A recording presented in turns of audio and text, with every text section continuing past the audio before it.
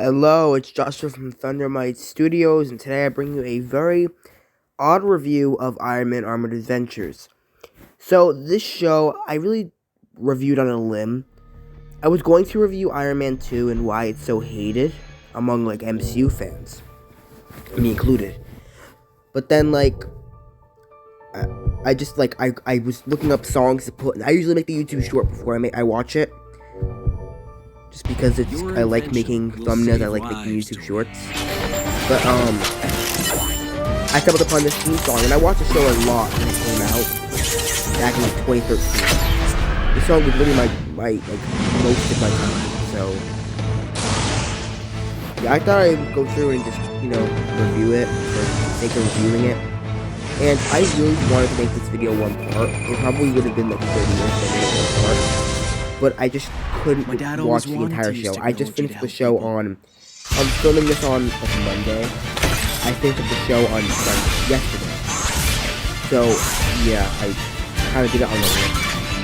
If it were a movie, I could watch it on Saturday and be done with the video by Monday. I gotta watch a 2-season TV show. So, part 2 will be out next week. And without further ado, let's get into Iron Man Armored Adventures, part 1. This version of Tony Stark is very different from the comics and even more different from the MCU.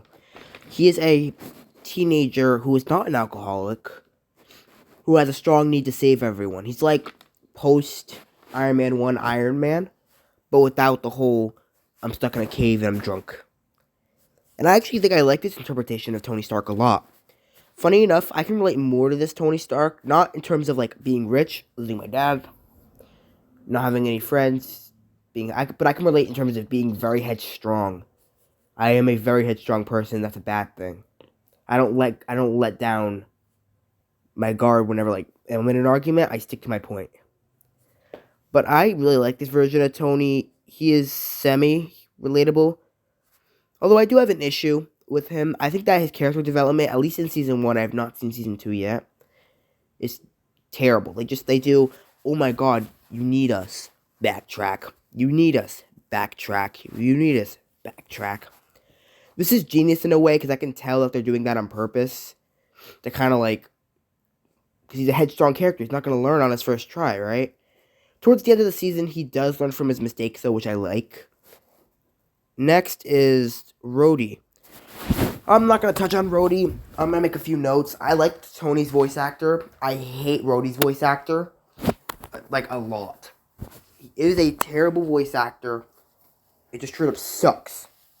But, he is the loyal, smart friend. He's a loyal, I can't talk. He's the loyal, level-headed friend who doesn't want you getting in any trouble. And the episodes where he's by himself are pretty good, I would say. The show in general is just pretty good. Not amazing, not great, just pretty good. And next is Pepper Potts. She's annoying. She's not that bad in certain episodes. There are episodes when she's super annoying. She's the goofball. Next is the Mandarin kid. Forgot his name. Not really much. He's the secret bad guy. Gets revealed in the end. And I just kind of like this character a little bit. Next, we're going to be moving on into story.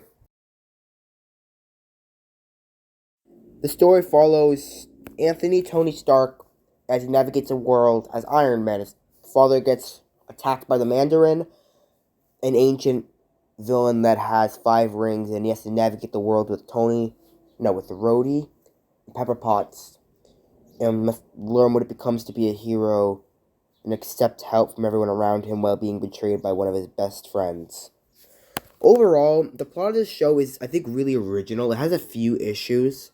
For one, it's super, super, super easy to see what's going to happen. There is no plot twists. There is nothing. And also the comedy sucks. But there are some things I think are very good about this plot. I think that the show is completely underrated. For one, I think that the plot in general is super original. Like, it's the most original Iron Man plot I've ever seen. It's definitely one of the most original Marvel shows I've ever seen. 2, I like the way, the direction they were going with just how all the characters' stories intertwine. Like, in most shows, they'll have the straight path with a slight diagonal intertwine. When one character has one beat, it immediately leads to the other character's beat. It's great.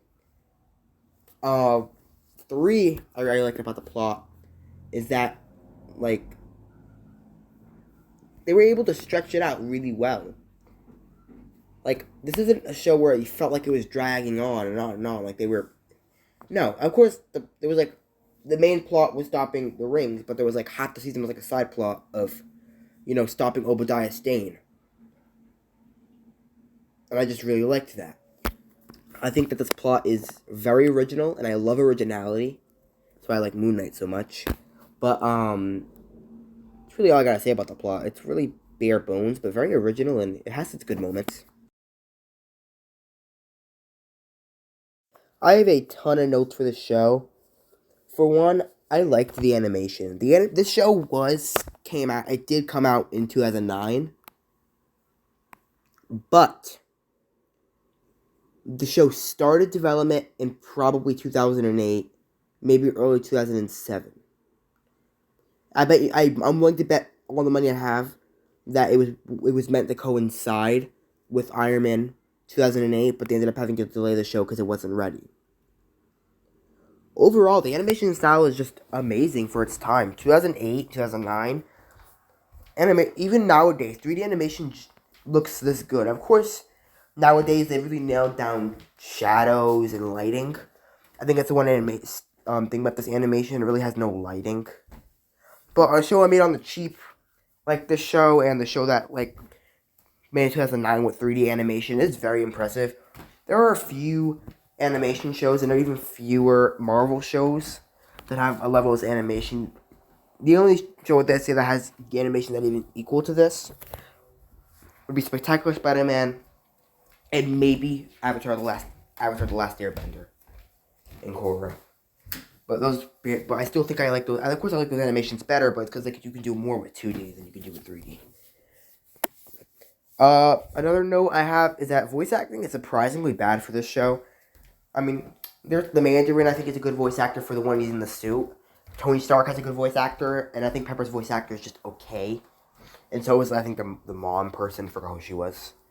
Obadiah's voice acting was fine too, but I really didn't like Rhodey's. Rhodey, and it seems like Khan. I think his name now. I remembered it, Khan. Terrible voice acting, especially Rhodey. When I was writing my notes, I noticed how Khan had bad voice acting. I noticed I think mid-season, I noticed that Rhodey had terrible voice acting. It just bugged me for the rest of the season. Just not decent. The voice acting really is a mixed bag. It's probably a 4 out of 10 voice acting. Not the best. The show is also really cheesy, and I don't mean in a good way.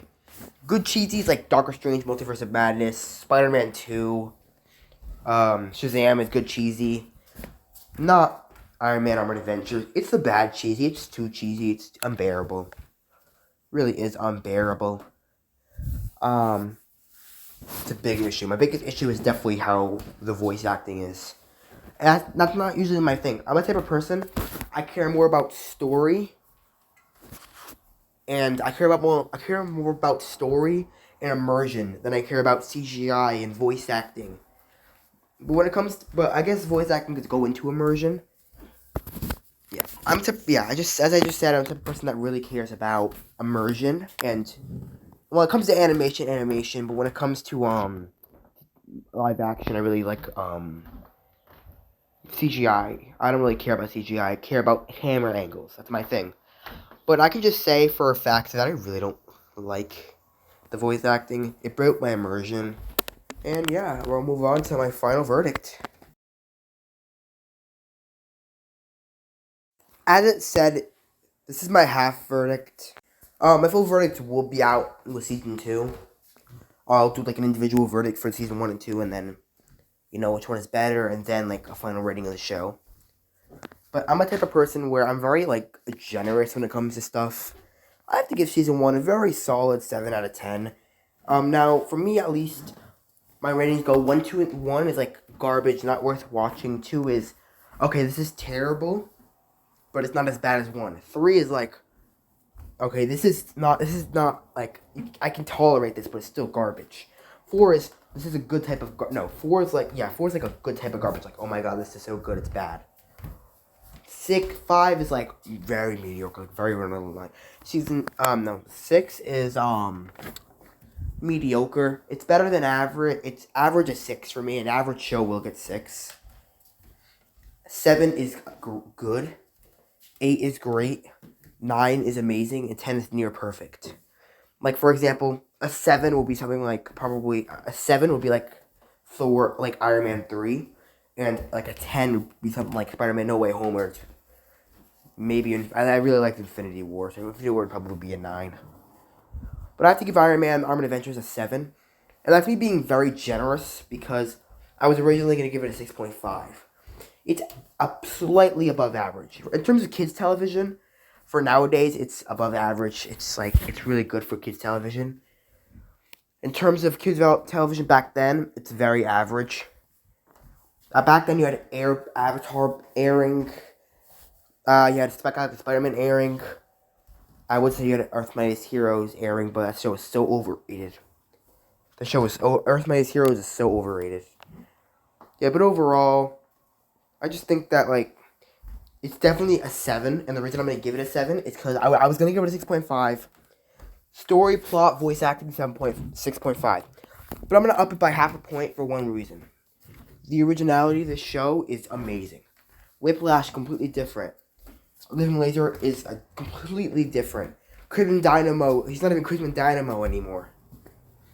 It's great. The originality of the show is great. I love it. It just needs some work in the smaller, more delicate areas, like fire most of the voice actors, or I would actually like to see longer fight scenes, I think. But overall, the show wasn't that bad. I think it was really good. So, part 2, which covers season 2, will be out. Definitely will be out. I don't know. This is coming out Thursday. Maybe that next Wednesday or probably that next Tuesday, because I'm probably going to start watching the show, season 2, as soon as I'm done filming this. I'll be done watching the show, like, Wednesday this week. No, Thursday this week, because I'm really busy on Wednesday. I can get my notes down Friday and film the review Saturday, so it will be out like Tuesday, and the YouTube short will probably be out Friday. And I also want to make one more announcement. I do want to do a live stream really soon. We've reached a ton of milestones. We're at 3 subscribers, which is not a lot, but we're in 1 month of YouTube, so it's really impressive. We're about to reach 6 hours watched total. And I think we're about to reach 2,000 views total. So I also want to do a live stream because it will be my birthday, the day after the channel's anniversary for 1 month. So I thought I might do a kind of like a birthday live stream. Let me know in the comment section below what you would like me to review, or like, would you like a review? I'll review something like, maybe I'll go individually review each episode of Moon Knight with you guys. Maybe I might just do gaming with you guys. Like, I'll play the complete saga. I could play Guardians of the Galaxy with you guys. I don't really care. And I will be releasing a video probably May 28th, May 29th. So, like, this Sunday, maybe next Monday. That'll basically go over my plans and what I'm going to do. And then you guys can suggest stuff in that comment section. And then I'll take suggestions probably that June 4th and turn it into a live stream for you guys. Maybe like June 6th at like 7 Eastern time. So, thank you for watching and have an electric time.